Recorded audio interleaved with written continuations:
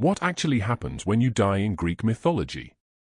The terrifying reality of the underworld. We all fear the end. But the ancient Greeks, they knew the truth. Death is not the end.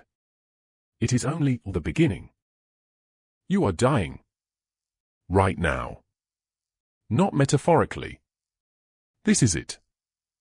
The last breath leaves your body, slow and final. And then, silence. No pain anymore.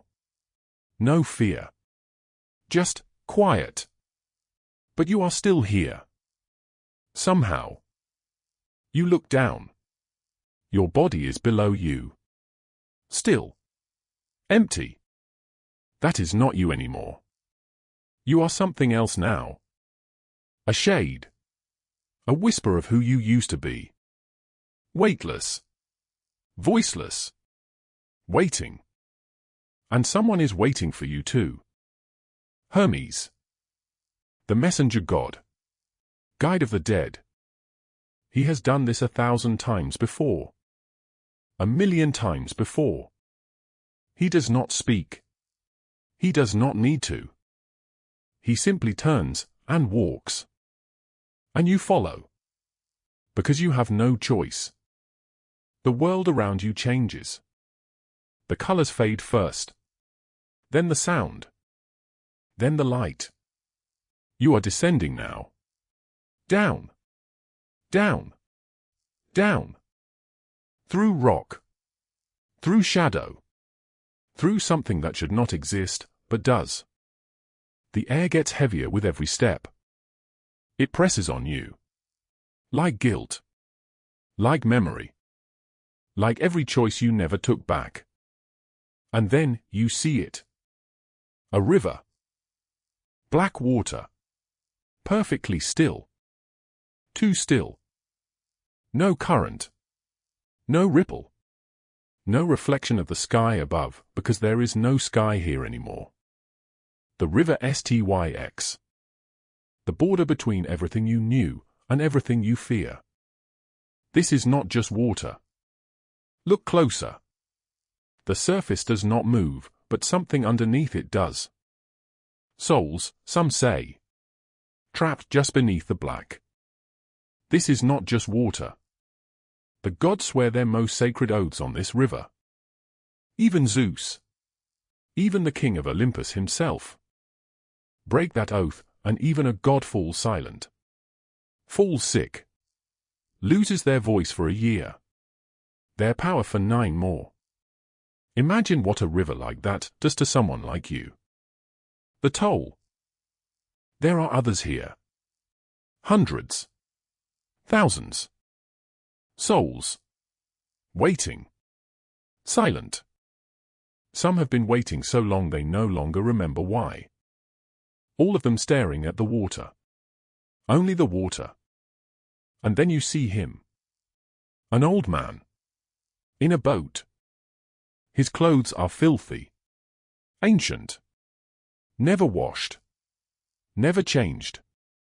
His eyes are ancient too, tired, and completely without mercy. Not cruel. Just empty of it. Like mercy was a language he forgot centuries ago. Charon. The ferryman. He does not ask who you were. He does not care what you did in life. He asks for one thing only. Payment. A single coin. If your family placed one on your tongue when you died, you are safe. You pay. You board. You cross. But if they did not, if no one buried you properly, if your body was left where it fell, unburned, unburied, unblessed, if no one remembered you, then you are stuck here. Forever. Not forever like a long time. Forever like 100 years. Wandering this shore. Alone. Watching others pay. Watching others cross. Watching the boat return empty again and again. No rest. No peace. No crossing. Just waiting. Some ancient soldiers, killed far from home with no one left to bury them, are said to wander this shore still, waiting for a name they will never hear spoken again. The Greeks feared this more than death itself, because it was not about dying. It was about being forgotten before you had even finished existing. You pay the coin. Charon studies it. Studies you. Then nods once. And the boat moves. The Guardian. The other side is worse. Darker. Colder. The temperature does not simply drop. It disappears entirely, like the concept of warmth was left behind on the other shore. And there is a sound now.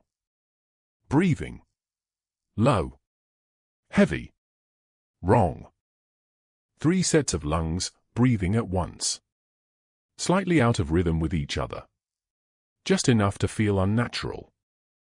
You see him. Cerberus. 3 heads. Serpents for a manet, hissing independently of the heads they surround. Eyes like burning coals, 6 of them, all watching you at once from slightly different angles. Every myth tells you he guards the gates. Keeps the living out. That is true. But it is not the whole truth. Watch him closely. He is not looking at the entrance behind you. He is looking inward. Past you. Into the darkness he actually guards. Because his real job is keeping you in. No one leaves here. Not heroes. Not kings. Not gods, if they end up here by mistake. A handful tried. Orpheus, with nothing but a song and a broken heart. Hercules, with nothing but his bare hands and pure stubbornness. Both left changed.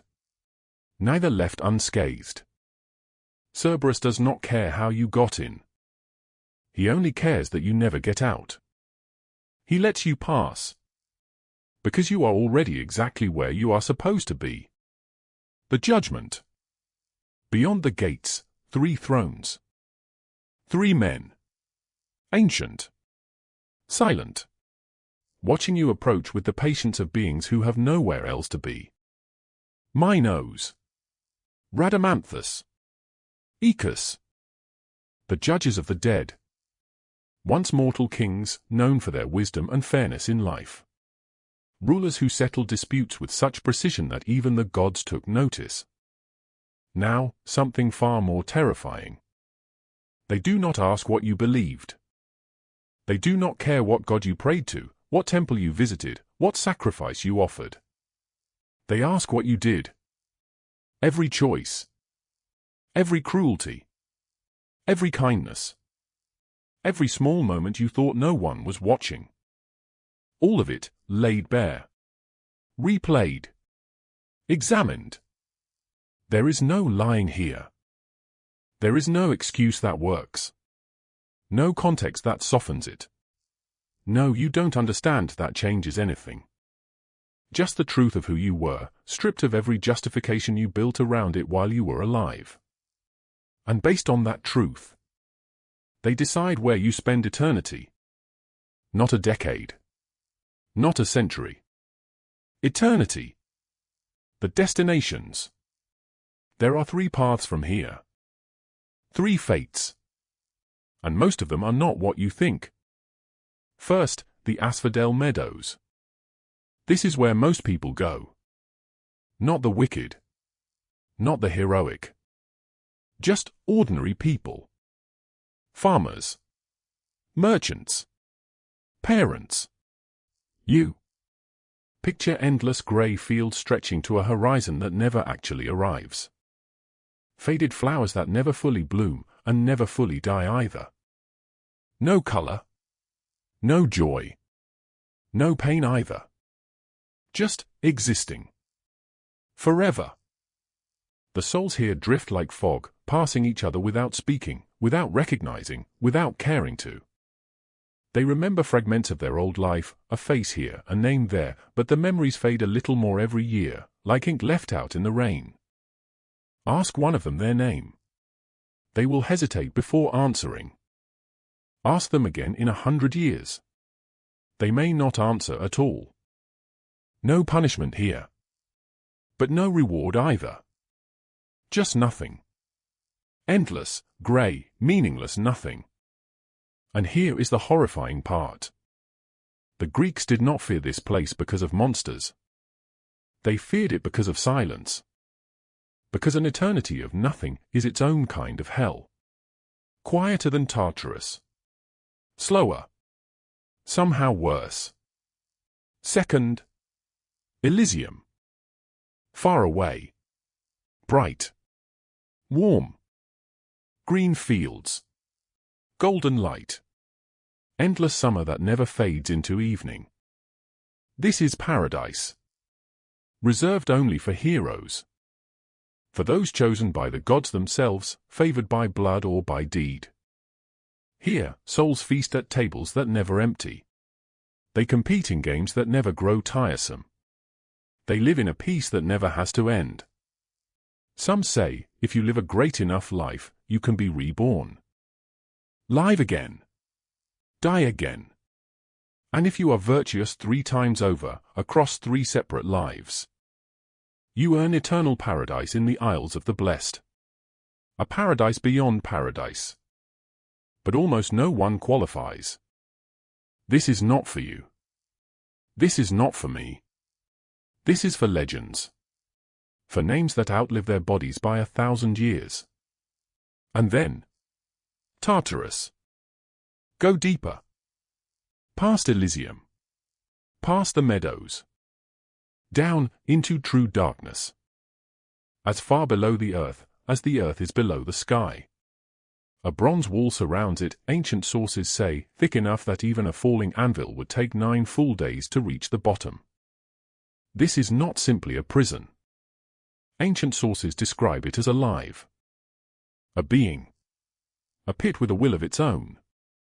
Not a place you enter, but a thing that swallows you. Walls that seem to breathe, expanding and contracting in a rhythm no living lungs would recognize. Darkness that watches you. Not metaphorically. It watches. This is where the Titans are chained, the old gods who ruled before Zeus, bound in chains forged by hands that no longer exist. Where Zeus imprisoned his own family after the war for the heavens, because even family means nothing against the throne. This is where the worst punishments in all of mythology take place. But before we see the punishment, you should know who they were. Sisyphus. He was clever. Too clever. A king in life, of Corinth, famous for cheating death itself, not once, but twice. The first time, he chained Thanatos, the god of death, and locked him away, so that nothing in the world could die. Crops rotted in fields no one could bury.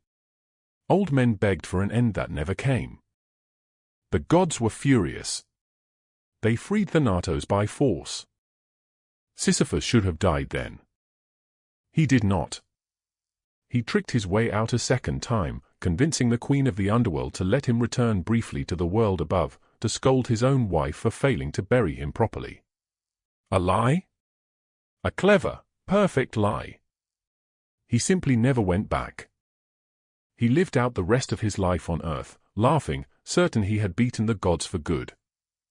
He had not. Tantalus. He was not clever. He was worse. A son of Zeus himself, trusted enough to dine at the table of the gods. And he betrayed that trust in the cruelest way imaginable. To test whether the gods were truly all-knowing, he killed his own son, cooked the body, and served it to them as a meal. Most of the gods realized immediately and recoiled in horror. One did not, in her grief-stricken distraction, and took a single bite before the others stopped her. The gods restored the boy to life. All except for that one small piece. But Tantalus? Tantalus was never forgiven. Now, back to the punishments. Sisyphus endlessly pushing his boulder up a hill, only to watch it roll back down, every single time, just before it reaches the top. Forever. Not almost forever. Not a very long time. Forever, in the truest sense the word has ever been used. Tantalus, standing in water he can never drink, beneath fruit he can never reach, the water receding the instant his lips near it, the branches lifting the instant his fingers stretch toward them. Starving and thirsting for eternity, surrounded by everything he needs and can never touch.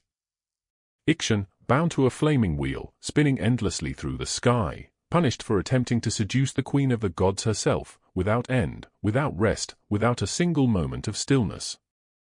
This is not punishment as we understand it. This is punishment designed to break the soul, without ever ending it. Because here, you cannot die again. You are already dead. There is nowhere left to go. No escape through death, because death has already happened. No mercy through time, because time here means nothing. OUTRO. So now you understand. Death in Greek mythology was never simple. It was not just an ending. It was a judgment. A sorting. A verdict on the life you lived, delivered by judges who cannot be lied to, in a place that does not forget.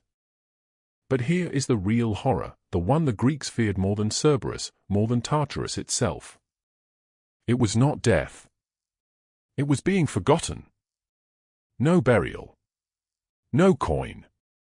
No name spoken again. That was the true nightmare. Worse than any boulder. Worse than any flame. Because in the ancient world, you lived on only as long as someone remembered you. Your name. Your story. Your deeds. That was your only real immortality. Not a soul in Elysium. A name on someone's lips. So ask yourself this. If you crossed that river today, would anyone remember your name? Would there be a coin on your tongue, or 100 years of silence waiting for you on that shore? If this story pulled you into the depths tonight, subscribe. Because there are darker gods and older nightmares still waiting down there. And I am not done pulling them into the light.